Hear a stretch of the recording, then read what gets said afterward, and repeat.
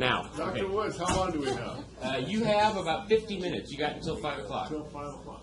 That's not the minutes are right on that clock, but the hours are not. Okay, I don't have 50 minutes of wisdom, by the way. Everybody, are we excited, or are we just okay? Move around a little bit so you get the blood flowing again, or something.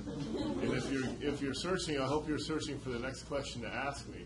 If you raise your hand at any point, we're going to start about.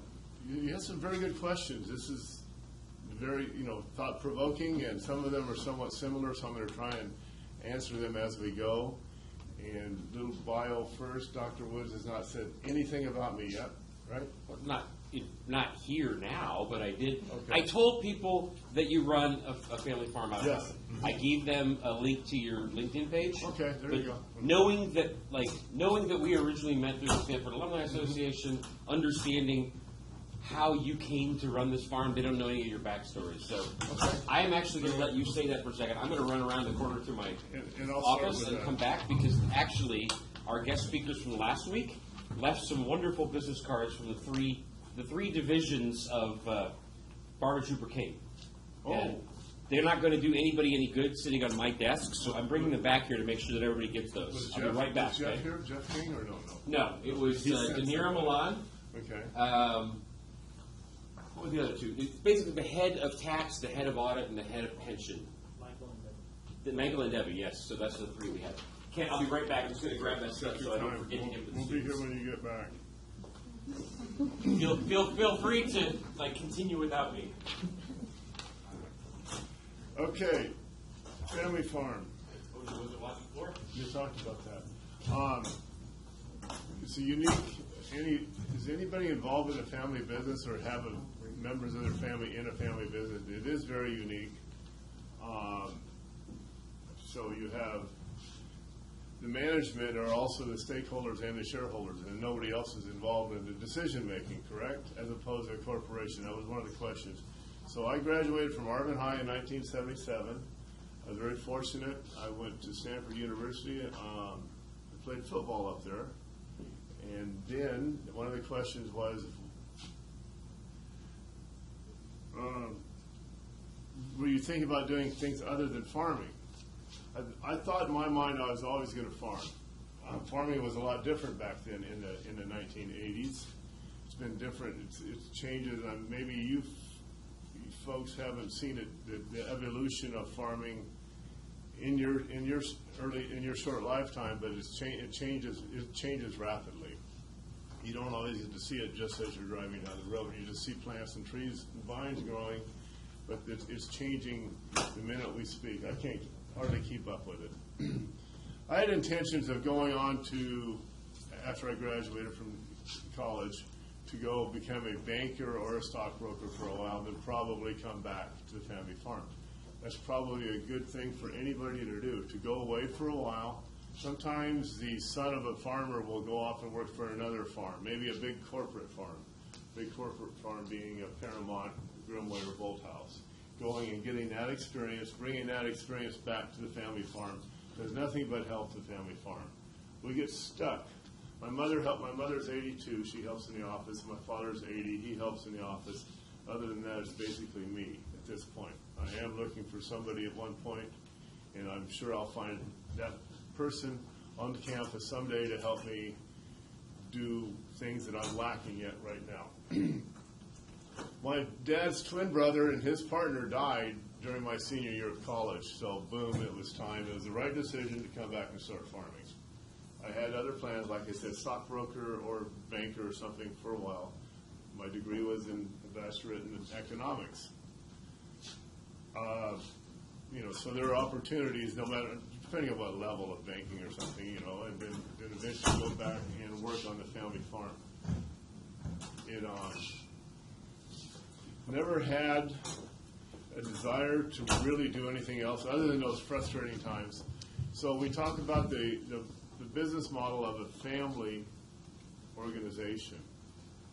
It can be very stressful at times. You have some decisions, the strategy. The first strategy, if you're going to start a business or form a business, is corporate or partnership type of thing, right? Have you folks, there's a couple of questions pertaining to that. Who asked those? be proud. They were very good questions.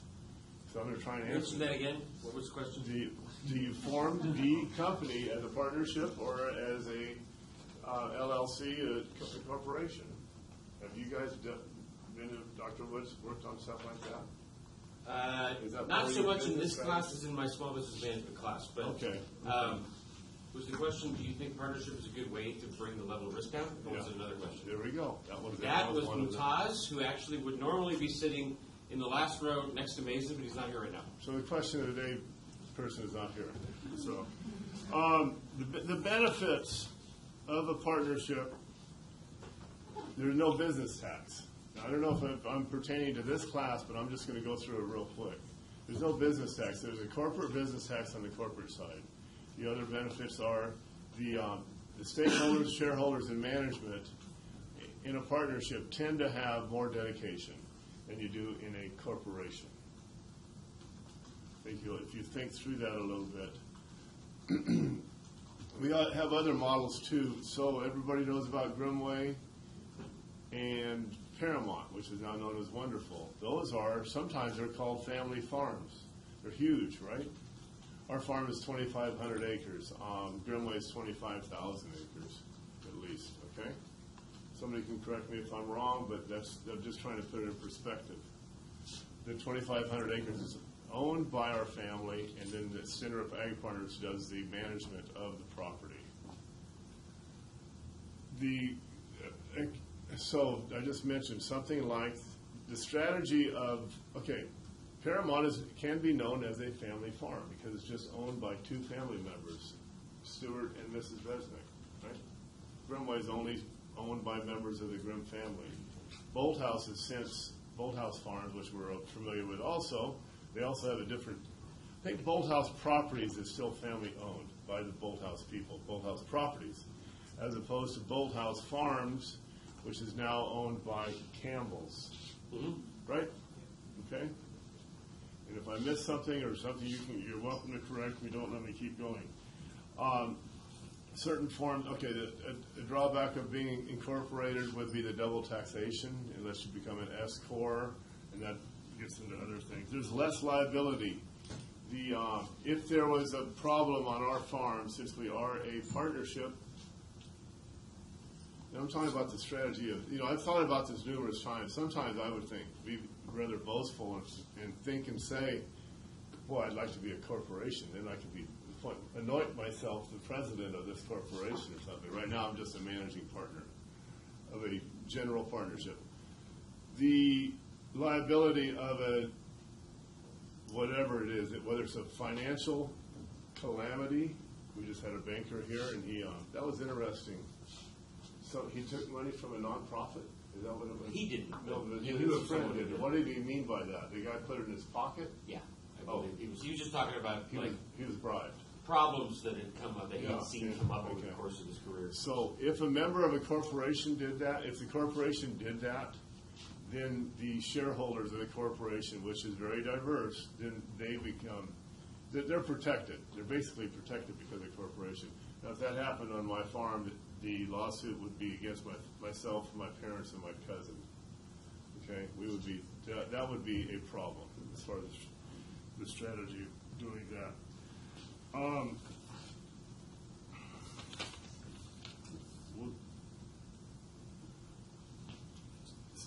What do you do to hedge risk? Okay?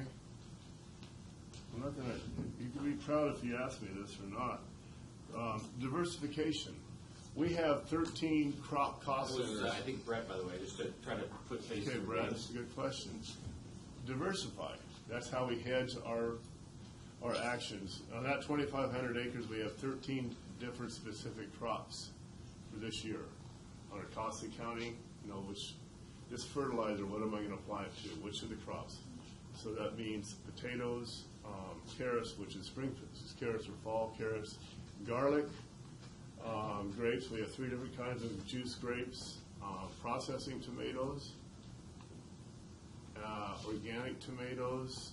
We have an organic entity. Many of the farmers around here have organic entities. And then almonds, another large one. doing well with the almonds today. You see a lot of almonds planted. At one point, the supply will exceed demand, right?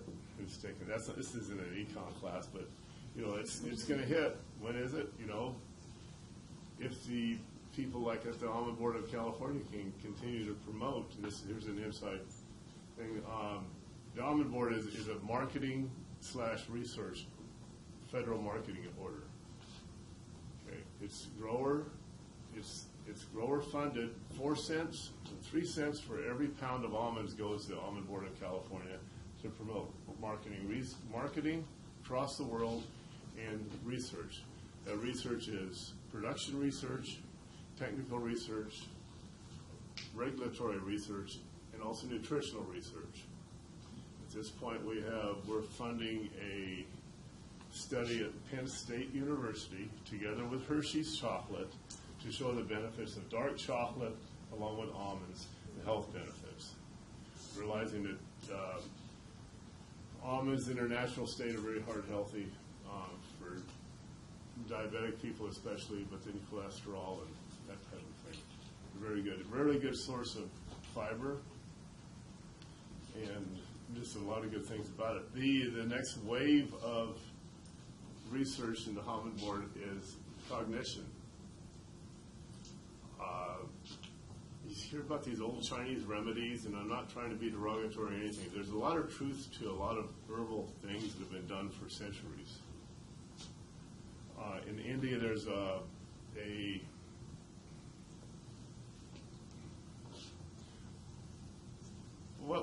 something you would do on a daily basis, a tradition to feed your young children, almonds on a daily basis because it makes them smarter. There's a lot of truth to that.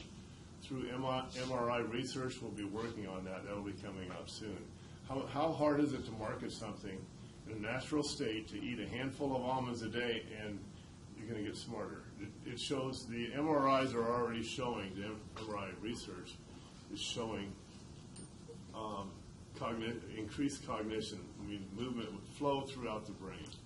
So that's how you can continue to plant almonds, because you can continue to sell them. And that's just, I got off on an almond tangent there, but I've been involved in some of that stuff. And it's pretty interesting to a regular farmer like me to be involved in things like that. Can I actually segue on your almond topic? Yeah. One more comment. So, talking about the health benefits of almonds, the potential upside of like, where's the maximum in the market? Yeah. So this is bigger than it used to be. That's not the direction I want it to go. So, in my ongoing efforts to find like a system that keeps me from picking out late at night, which is basically the main reason why I keep gaining weight, it occurred to me, in addition to sugar-free like candy, which I've started like trying to eat late at night so that my stomach feels full, but it's not very many calories, I was like, I could do the same thing with savory snacks.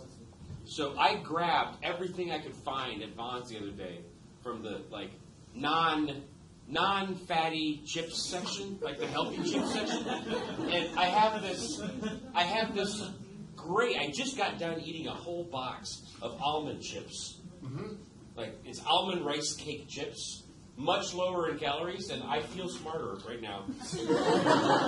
Like, just because of the first box, so it bodes well. Or almond satiety, that's what he's talking about, being satiated. Something in your stomach, and something in your stomach is good for you, right? We eat until we're satiated, right? Until we're full, or we feel good. And that's what Dr. Woods is talking about. Eat more almonds. I'll send you a shipment. Please. Actually, can you send me unshelled almonds? Unshelled? Yeah. I have this, like, my grandparents, like, every time I would go for Christmas or Easter or whatever, they have an old-fashioned nut cracking set. That was a big thing, and, they're dead now. So I have the nut cracking thing. But I can't buy unshelled nuts anywhere. I want to crack the nuts. Ramadan. Is that what it is? It's called Ramadan in India. Ramadan in India is somebody can help me here if they wish. It's an annual, what time of year is it? They send a lot of almonds shelled to Ramadan because it's part of the process of opening those almonds and that type of thing. It's also job security. It creates a lot of jobs for people. They think that they're getting a fresher, better product if it's still in the shell. And we're all guilty of something like that, right? You know, when you buy a carrot that still has a green top on it, you think that's fresher and better or something. It's prettier than green or orange, but that's about it, to be honest with you. Probably pay more for it, too. Yeah, we can... If you could send me a bag of unshelled almonds, I would love it. Most normal people want their nuts shelled, okay? We'll work on that. Now, I'll have you come out to harvest. Yeah. You can take the hull off and the shell of it. I'd love to. We'll set a date for that after the class. After the night one or between the two classes, we'll figure it out. Are you also lactose intolerant? No.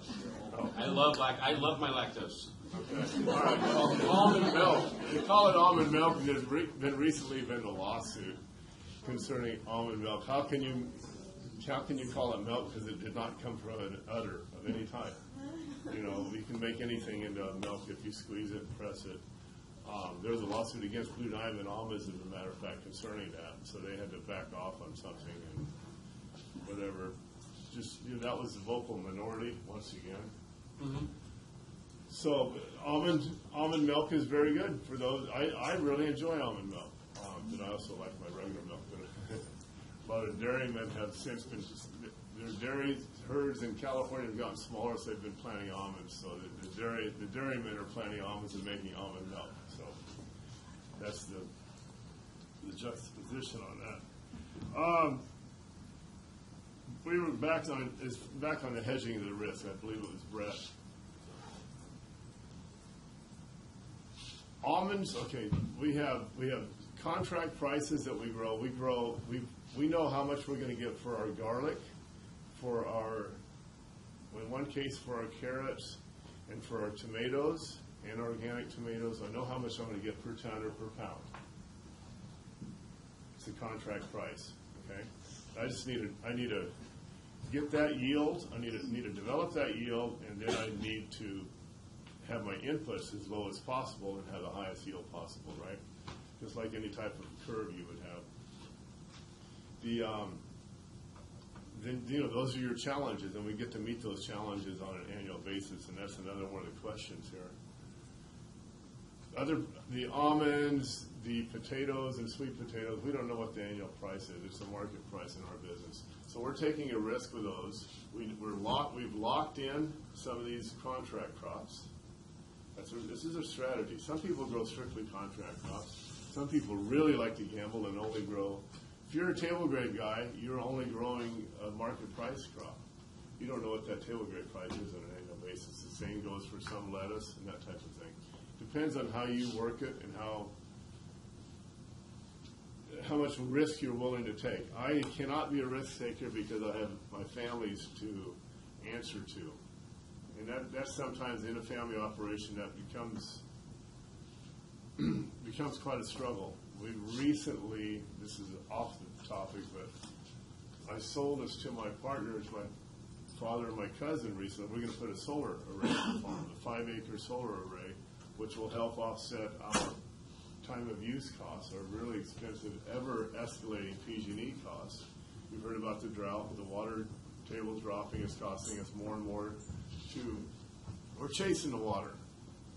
Okay, it talks about that. Well, we can get on the water topic right now. I'm really jumping around.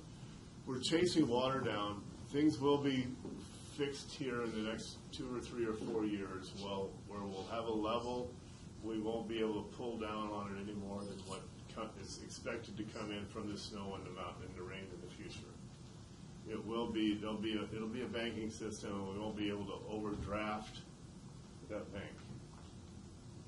Okay, and it will work. Orange County does something like that at this point.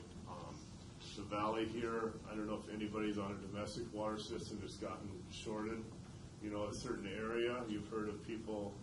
There's a group of 5 homes out there, and they have a domestic well that goes down to 300 feet. The farmers around them sucked all the water dry from them. Yes, that's the true reality of it. That happens up in Porterville quite often because of their aquifers. The reality of the drought is, there was a report done by Cal State Bakersfield Earth Sciences here. In the last, the last 3 or 4 year period has been the driest 3 or 4 year period for 2,000 years. That's going back by looking at sediment and trees and that type of thing. And 2000, that's before you know who was born, right? You know, that goes back that long. Okay, in biblical times, it goes back that long. This has been the least amount of precipitation. Has that been caused? We're not getting into this discussion today. Has that been caused by our greenhouse gases? I don't know. I'm not a scientist. All I can do is start changing my practices so we have fewer greenhouse gases, developing a solar array on our own farm, utilizing low emissions equipment, and that's what we continually try to do. And I sound like a cheerleader. But back to does anybody have any questions on the hedging as far as how, you know, so some of our crops they're out there in the open. Hopefully the price won't crash. Just got bad news the other day. The tomato price was $75 per ton last year. You'd think with the drought it would stabilize, right? Well, it went down to $72.50, $2.50 a ton. And they do that, we're getting 50 to 60 ton an acre, okay? That's a big whack. Our inputs won't go. The problem is that price came out last week, and our plants are already in the greenhouse over on the coast. Most of the tomatoes around here are planted. They're sown in the greenhouse until they're about that tall, and then we mechanically transplant them out in the fields here. So we're already stuck. I can't say no. I've already signed the contract. Then the farmers are in this case. You have to have a good relationship with who you're producing for. In this case, it's Del Monte. Del Monte also services Contadina and S&W, and does a lot of work with Costco. Costco loves to put, is it Kirkland? Kirkwood. Kirkland, okay? So it could very well be Del Monte tomatoes in there, but they like to have their standards are high. Costco and Walmart have made the standards, have raised the bar for the food industry, the ag industry. We'd have to adhere to it. So we signed contracts, a delivery contract in December. The price on that blank spot isn't answered until February. We're already committed. Sometimes it goes the other way. Sometimes the price is higher than I was thinking. But anyway, so now I'm faced with having to bring in a profitable crop, keeping my inputs down. Hopefully we won't have the Mother Nature factor where we get diseases and who's familiar with the Irish potato famine? Come on, folks. Okay. That was called blight. Historical. That was called late blight, Phytophthora infestans. And at that point, they made a lot of Irishmen move to the Boston area, right? At that point? Yep. Something like that. It basically wiped out their staple food. Instead of it being beans or rice in certain parts of the world, or wheat, theirs was potatoes. Northern Europe uses a lot of potatoes as their staple. So they wiped out their food source for 1 year or 2 years. I'm not quite sure. But we have to put crop protectants on there to avert that. We can't live by, if Mother Nature is good to me this year, we'll have a good crop. Yes, sir. So are you pro-GMOs? Am I pro-GMO? I avoid GMOs as much as I can. We grew our last cotton last year. We used genetically engineered cotton. Now, this is cotton. We're not talking about a food source, okay? Cotton, using GMO cotton, we reduce the number of pesticide sprays. Who's not in favor of that? Okay, we can get into this discussion, and I'm glad to hear millennials, right? Is that what we're going to call them? That's not derogatory either, but that's the people that I need to hear from. And we have to address that. The almond industry could do maybe some things with GMOs. The Almond Board of California said, no GMOs. We'll do it some other way, through the old-fashioned way of breeding. The corn industry uses GMOs to reduce the number of pesticides sprayed. You know, and that's how they justify it. I don't grow corn, but we definitely planted our cotton. And when I say cotton's not a food source, the fiber is the main product, but then there is a cotton seed and cotton seed oil. There's not necessarily a food source per se. You know, it goes to cattle feed and that type of thing. So everybody understands that if you feed something to cattle, they have a different digestive system than we do, right? Everybody was in FFA in high school. No? I was not. You okay? They digest differently, so if it passes through them, it's not going to. Things are different. So the GMOs, I try to avoid them. Our organic entity, which grows potatoes or carrots or tomatoes, depending on what year it is, avoids those. The organic world, remember the CCOF, California Certified Organic Farmers. By the way, if you're looking for organic and it has CCOF, California Certified Organic Farmers, please buy it. That's the entity that's a certifying entity that has their stamp on it. That would be like the seal of approval. And you know, you have to adhere to those standards to produce it, to utilize that stamp. Any other questions? Yes, sir. How much does being organic raise your costs? Raise the cost, depends on which crop it is, but 50%. Seriously? That's a big. Depending on the crop. Wow. Okay. The standard for organic revenue in tomatoes is 50% above. Okay. If you get $100 a ton for tomatoes, you would get $150 for organic tomatoes. Okay. So think about it that way. Nitrogen. The reality is, if the whole world had a edict, help me here. If there was a law that said within 2 years the whole world has to be organic, 25 to 30% of the world would starve. There's not enough nitrogen sources to create an organic world. It's nitrogen for your rice, your corn, your wheat. There's not enough cow manure or fish meal or legumes to provide that. That's a different discussion. We're increasing our organic side of it now too. That phone call I just walked out with. Anybody familiar with the co-op model, a business model of a co-op? Okay, We haven't really talked about it in this class. That the concept is familiar. I think I could use a refresher on the details as well. Okay. So you have some large companies that I'm not running down Paramount. They're very good stewards of the industry. But for me to compete with somebody like Paramount, I only have 600 acres of almonds.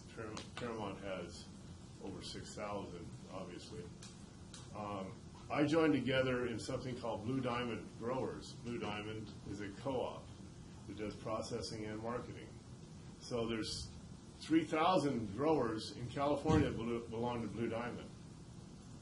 And with all of us together, and then we hire a president, CEO, CFO, and everything else. We have that headquarters is actually in Sacramento with all the growers, and we're all, depending on how many pounds of almonds I delivered that year, that's my share of the company. So it's a true co-op. Calcott Cotton is the same way, and I'm a member of Delano Growers Grape Products also. And we make grape juice. We don't make it actually into wine. We sell to wineries, and we're working on a big deal right now. But so that's a group of about 60 growers banding together, as opposed to Gallo, which that's the other industry. Big shot. Torchbearer. Gallo runs the wine industry. Period. It doesn't matter what, unless other than the high end level, they run everything else in between. So by being members of this cooperative, we can have the same business strategy that the large corporate farms do. How's that? We're able to compete with them. Otherwise, with Kent from Arvin, just out on my own, I couldn't do anything. Okay. Can I jump in Yes, for a second? sir. I think a while back, Dalton, you had your hand up too. Oh, yeah. And Juan, were you starting to raise your hand or not? Yeah. I was looking that direction, so let's make sure that we don't miss the other questions, Dalton, and then Juan.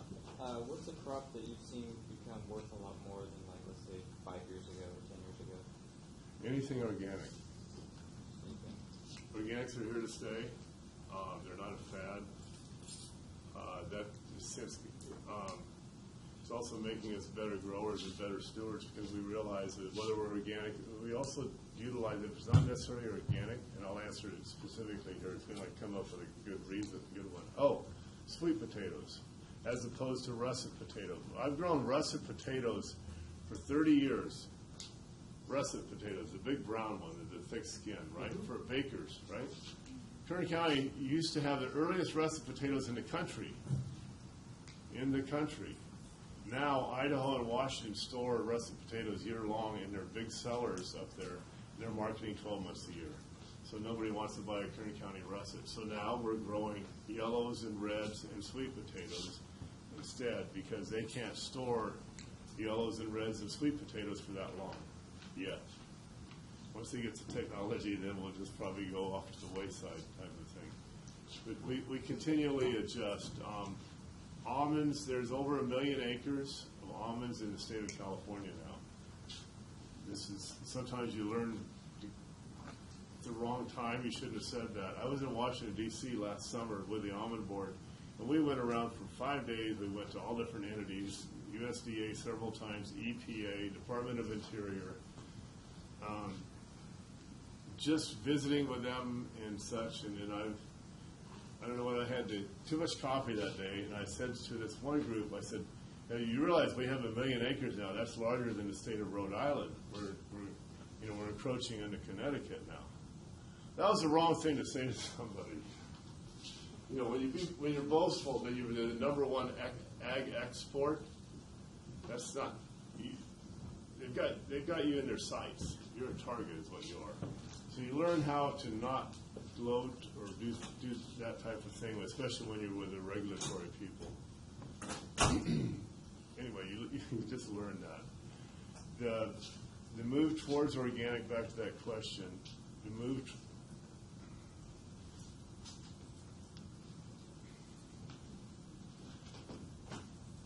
Garlic will always be a good staple. It seems like the garlic, it's almost like a health food type of thing. It's a specific crop. Almonds, like I said, the Almond Board has created, there's over 1 million acres. 20 years ago, there was 200,000 acres. And we've literally taught the rest of the world that it's a really good product to eat, that type of thing. And it's healthy for you. And it's not, it uses a lot of water is the other problem. We're getting back to the drought situation. Almonds use 4 foot of water a year, 4 foot per acre. They use that much water to grow a large crop. Somebody's seen the infographic or heard that 1 gallon per nut.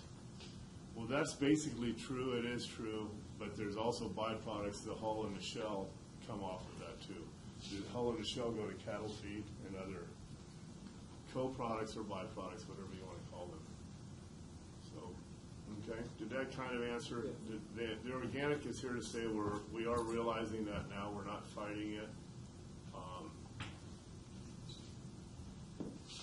Cotton is not grown. Most of you are way too young to remember. I-5, when I used to drive back and forth to school, I-5 was wall-to-wall cotton. You don't see one cotton plant on I-5 anymore. That's happened in 30 years. Okay? So you stick around here and be observant long enough, you'll see that too. Who had another question? Juan, I think we're here. Juan? Yes, you mentioned that some of the bigger changes or bigger, like in the industry, in the farming industry, came from bigger corporations like Walmart or Costco. Like they're pushing a lot of the changes in the ag business. How has food safety been affected in your? You see, FSMA, the Food Safety Modernization Act, yeah, SMA. What happened with the It's it's created a whole new industry as Yeah. far as food safety testing and auditing and verification and that type of thing. The old safety industry wasn't around 30 years ago either. Everybody knows somebody that works in safety of some type, right? Whether it's in a construction industry, everybody knows people that work in safety. 30 years ago, we didn't know of any safety corporations or anything like that. They've raised the standard to create to reduce their liability also. You know, if they have a salmonella outbreak in some, what gets salmonella? Lettuce or cantaloupe? Remember that one? Colorado? Okay. If that shows up and it comes off of the Costco shelf or the Walmart shelf, they're somewhat liable, right? Or is it the farmer's fault for back in Colorado? And I guess they were very negligent. They did trace it back to them in this case. But salmonella can be, could have come from the spoiled chicken that's in the fridge, that type of thing, in your own fridge at home, not necessarily from the Costco's. But they're trying to reduce all, and then tracing back, we know where most of our products come to the field. It's traceability. Okay? That's a stride. That's happened in my short lifetime too, traceability and food safety. There's been a lot of, what's going to happen next? You guys with the computer wizards and stuff, they say you don't even know what Apple or Google already has in store for us. And 5 years from now, are you going to say, I don't believe it? Can you think of something that the evolution going to be 5 years from now? We don't know. I don't know. I just try to keep up with the regulatory type of thing, and trying to plant the crop that the people we work with are be willing to sell, and you folks will be willing to eat. So the Delano Growers Co-op, a lot of the Delano growers, and then some of us now from Arvin are together in this. That there's 60 different entities. So the table grapes that people pick, and then after they finish picking the table grapes, 20 to 30% of that's unmarketable. It goes into juice, and some of the other varieties of grapes go into juice. Smucker's Ocean Spray is grape juice concentrate. You've seen that. It's a much better product than high fructose corn syrup. Fructose. I always said fructose. Okay. You're the one that has the farm, not me. I don't grow corn either. But it's a better sweetener. It's a true natural sweetener, and it's a clear liquid. They can add it to it. And when I say Smuckers, you understand that. And then Ocean Spray, you cannot drink cranberry juice straight, can you? No, it has to have a little bit of something in it. And that goes for quite a few other. The new V8s, V8 Bold or Brash, what is it? V8? No? It's a new V8. No? Yeah, it's got fruit and everything else in it. Yeah, the new one. Flashy packaging. Yep. Did that kind of answer your question? Okay. We're working towards that. Our fields literally get audited. Yeah. We can get into that discussion. In order to have a clean A+, what they grade you on a system, depending on which auditing company you have. If there's wild coyote feces out in the field, you could get busted. Okay? That's how vulnerable I am as a farmer. Okay? So I go out and shoot all the coyotes. And then World Wildlife Fund doesn't like me. Or the Sierra Club. I'm a member of the Sierra Club, by the way, so I can say that. I'm a different member of the Sierra Club than most of them, but I enjoy the great outdoors. So, am I supposed to eradicate these natural animals? No, we'll just try and push them away somewhere where they're going to be less of a problem. Depends on which crop it is, whether it's a root crop or a tree crop, too. And I think Juan had a follow-up question, Yeah. and I want to make sure we got about 10 minutes left, so after Juan's question, I want to make sure to ask a family business related question. Okay. So, do you want to? More of a comment about the Wild Box. I help the food safety program for a small farm here in Bakersfield. During a USA audit, it was a deer that hopped the fence. We grow tree fruit, so it just hopped the fence just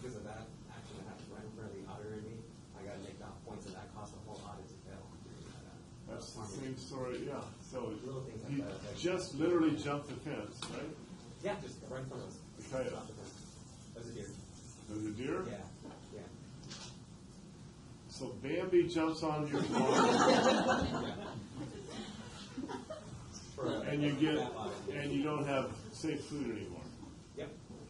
Okay? That's what farmers are dealing with. Okay, I'm not trying. We'll work through it. We'll work around it. But so no Bambi's allowed. Right? Just make that sign. No Bambi. Kent, I want to make, you may have mentioned this a little bit in your intro before I came back with the flyers, but Jessica, I know back in the back, is like heading towards involvement in a family business next. How many other people in here are involved one way or another in a family-owned business? So there's. He stepped out. He missed that question. Okay, did you get that? Yeah, Did you ask it? No, I didn't ask the question. I just asked if any of us were involved in the family business. Did you go any further than that? yeah, about the last 15 minutes I've been talking about. Okay. Jessica, are you There's satisfied with that? Do you have any other definitely questions something. about cooperating with your family? No. Okay. You have the family members are the shareholders, right? Yeah. And stakeholders and management. They're all of that. Decision makers. Now, in a corporation, multinational, or just a simple corporation which has other shareholders, and then the management can become a stakeholder also, because his annual compensation is tied to what he would receive. His performance compensation is tied to that. Okay, but so everybody knows how it works. The management wants to do this improvement and build these new machines to do it faster and stronger and better, but the shareholders don't want to because that's going to cost them money. They're already making a profit. So you have that infighting in a family operation all the time. That's why it was hard for me to convince my cousin and partner to build this very expensive solar farm. But in the long run, it will pay off. But they want to just keep putting money in their pocket this year instead of investing in the future. There's something about that. What is it? Planting trees that I'll never be able to enjoy the shade of. Well, I plan on doing this for a number of years. So everything I'm doing at this point. Now I might get to the point where if my son doesn't come back and farm, then I'll quit planting trees that I won't be able to see the shade of or the fruit of. And then at one point we will sell out to. There's a lot of pressure nowadays. A lot of the hedge funds are out buying California ag ground, and that's really inflated the value of the properties. And I'm just trying to keep up and enjoy doing what I'm doing. Any other questions on the family? No, I just want to make sure we got to that. Sorry, Satiety. That means being satiated. That means I am satiated with respect to the family business topic. Thank you. Anybody have? Did we go through all the questions? No, we didn't. Did I miss the advantages and drawbacks of agriculture? And then the other question was, do you plan on doing anything else? No, I'm pretty much at 56 years old. I really enjoy this on a daily basis. We start at 6:30 every morning. Sometimes a year we start at 5:30, depending. We go till 5 or later, 7 days a week.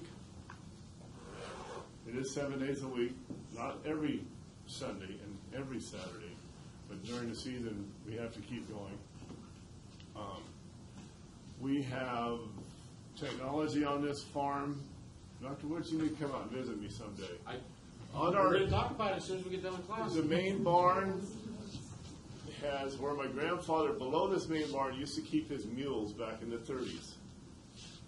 We now have a spire that has a GPS antenna on it, just 50 foot away from that. Now, that wasn't done on purpose. I just realized that one day, and I asked my dad, I said, that's where we kept the mules. He said, yeah.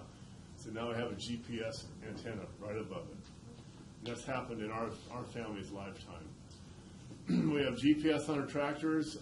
We have soil moisture probes that we have real-time sensing that I can show you on a web platform. Every almond field, we have soil moisture probes that go down 5 feet. Every foot, it has a percentage of moisture there. I can make my decisions from irrigating from somewhere else, from Los Angeles. I can call and tell Juan, I said, you need to water this field tomorrow, that type of thing. We're able to do those things nowadays. And we plug in environmental ET, evapotranspiration. That's how much moisture that plant uses on a daily basis. We know we have an algorithm of how it works, how much that plant needs on a daily basis. We look ahead to what the forecast is. It's going to be 105. Obviously, that number comes up. You better apply it as soon as possible before that plant goes into stress situation. Technology and, the same thing with nutrition. We learned a lot with nutrition. So boots on the ground is still the best thing. Technology, you've heard about GMOs, we've heard about FSMA, food safety, and the trials and tribulations of that. For local farmers, the challenges are more than ever. You end up juggling a lot of things. I don't want to keep you guys here any longer. Anybody else? Anybody know where Arvin is? Does anybody know? There's nobody else from Arvin here, huh? No? Lamont? Okay. You went to Arvin High also? You're a bear? Good. We got about 3 minutes left. Anybody have a question that Kent didn't get to that you'd like to end on?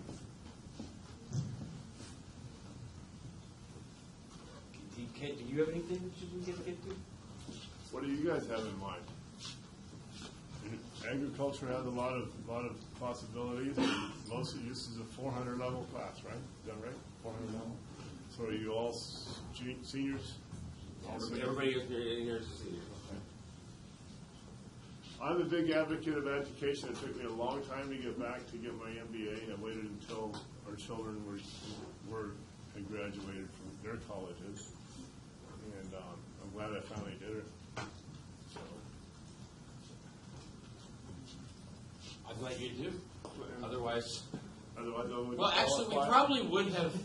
probably may have ended up at that same Stanford alumni event. We still would have been there. Yeah, But that's you right. wouldn't have had nearly the soft spot in your heart for Cal State that you do That's now. exactly right. And you would have probably been Exactly less right.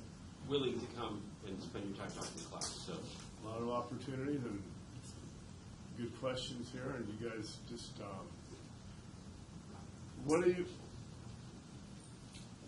guys going to do next? You're going to graduate in the spring? Is that right? Yeah. This spring, and then what happens? Is anybody nervous about that, or huh? Go to work. You got a job? Yes, Good. Locked in? locked in, Right. taking over the business.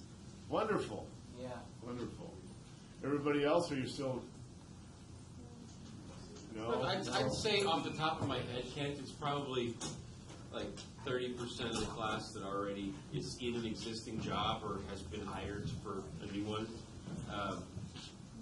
30% who do not have a new job yet but are not worried about it, and 30% who do not have a new job and are worried about it. Okay. Like ballpark, I'd say that's how the breakdown is. Our daughter graduated from the University of Oregon a few years ago. She didn't have a clue, neither did her friend. They went to Australia for 6 months. So, no. Yeah, I thought my daughter, upon graduation, she'd go right to work, right? But no. She had other plans, so. I ran away and did a Fulbright in Germany for a year. I was terrified to get a real job after undergrad was over. You went to what in Germany? I got a Fulbright scholarship. Oh, Fulbright. Oh, Studied Fulbright, that's German right, history yeah. for a year.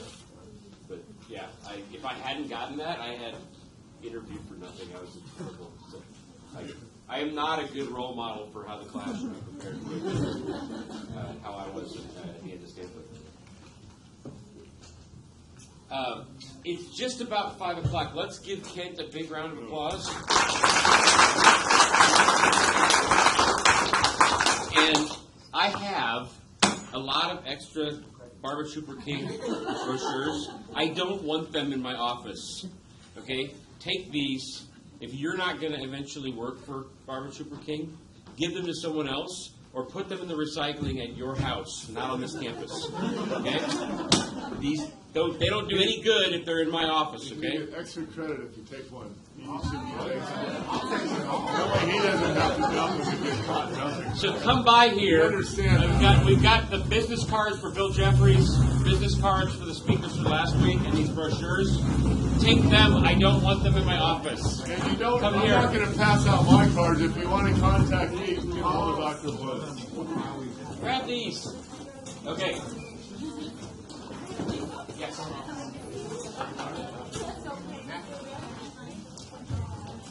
You did or you did not?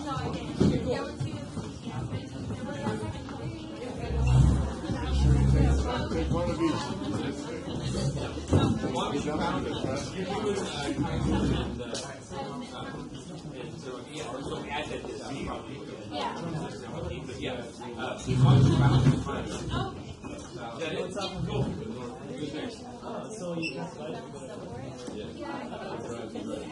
Thank you. Thank you for listening to us.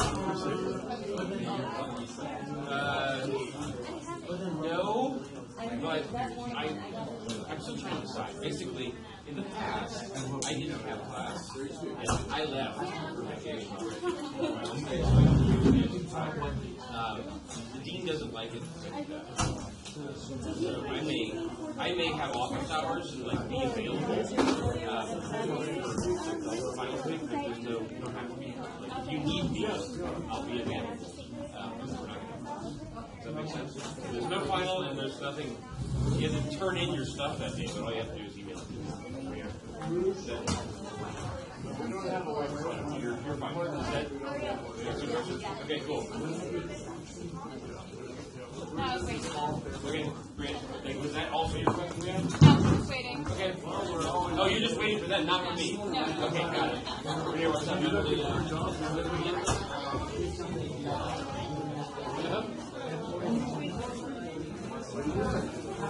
Yeah.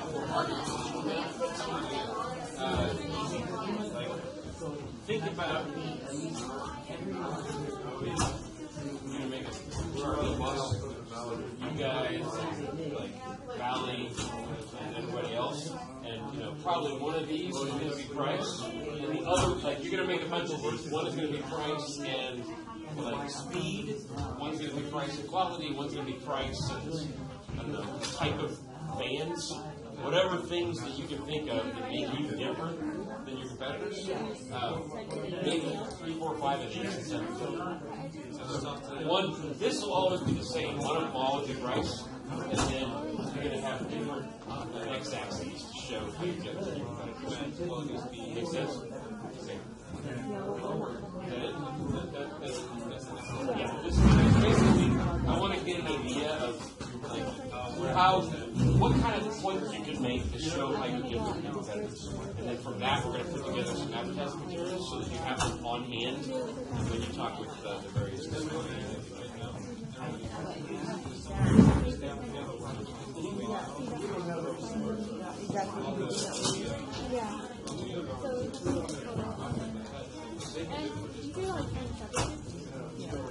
Because of all this, because I offer all these things, and we can actually put together advertising materials. Actually, let me turn this off before I forget, so that we're not recording. I don't